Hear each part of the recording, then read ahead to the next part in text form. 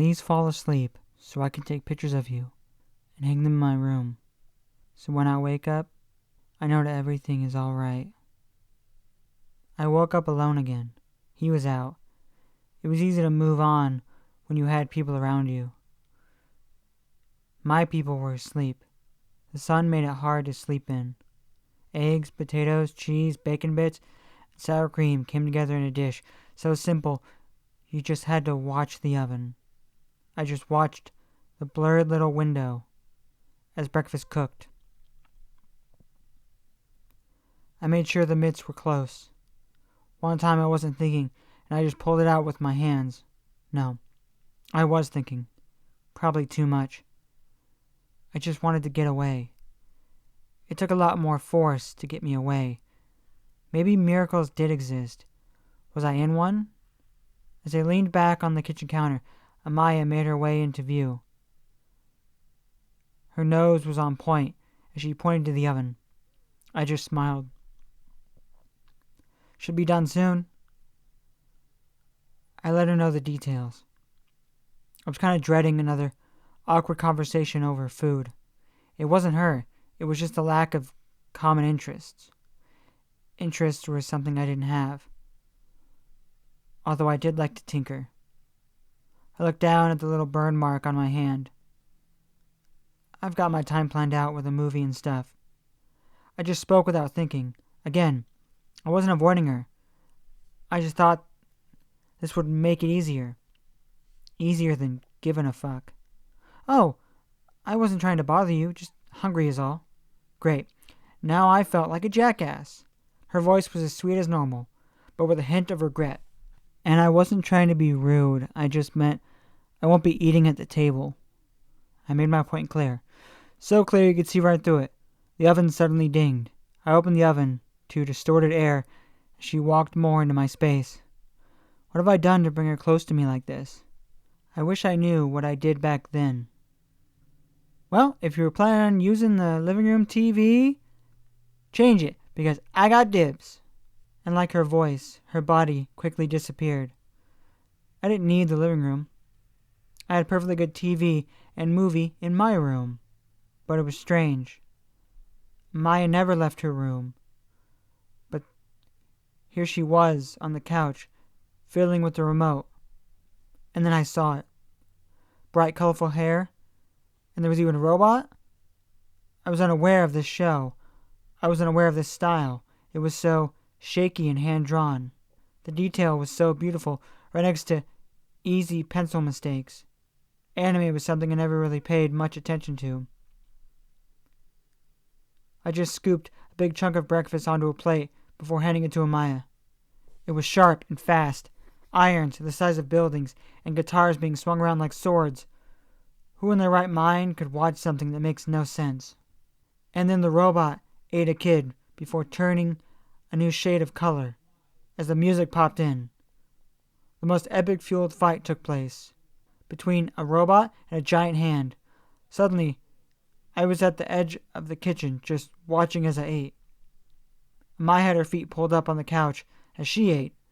I didn't understand a second of what I was watching, and I didn't need to. I was in awe. I think she understood. Her legs just curled up into themselves, leaving room for me to sit without hesitation. But I wasn't without hesitation. My whole life was hesitant. And so was I in this moment as I quickly snapped a photo of the screen before I raced upstairs. My laptop became the center of my attention as I used reverse image search to find what I desired. I found it. Not that it mattered. I had no way to watch it. Or did I? You can find anything online if you just end your search with the word Reddit.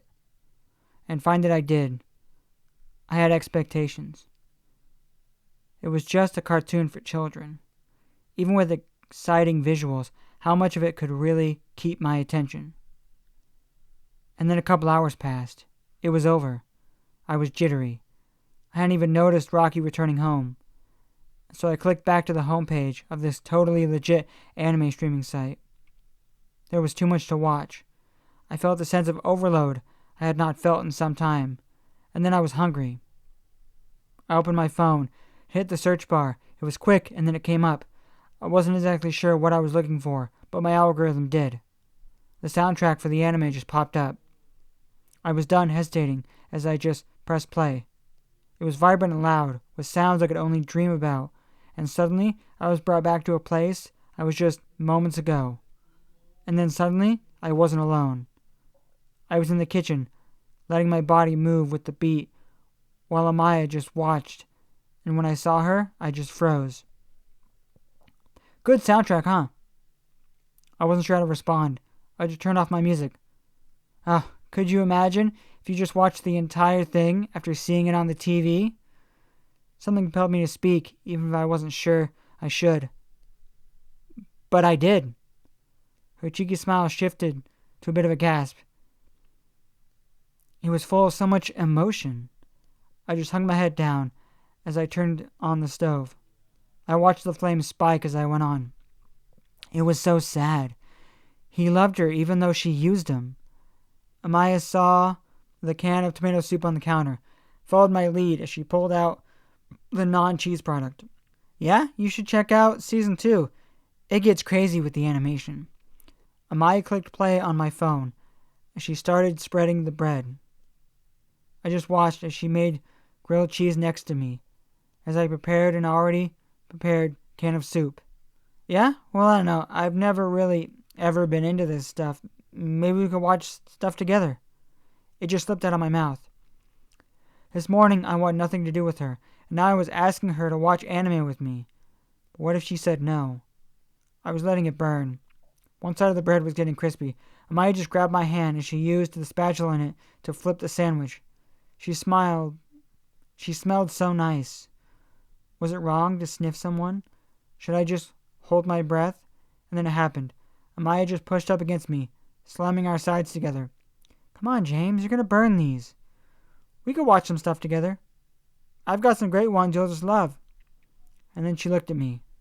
Not through me or past me, but at me. Her eyes were vibrant, full of life, and looking into them pulled my heartbeat through my entire body.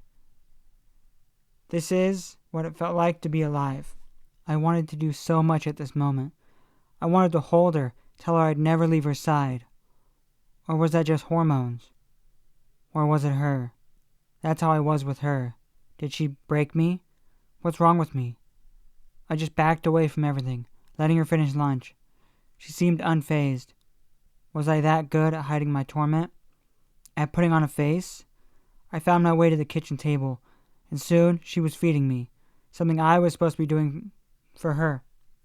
But it didn't stop there. Maya just kept going on and on about all these different animes. I had to control the situation, so I did. You have beautiful eyes. She stopped. Cheese bridged between her lips and the sandwich. I didn't look up from the table. I just sat to the side with my bad arm on the table. I noticed it while you were helping me cook.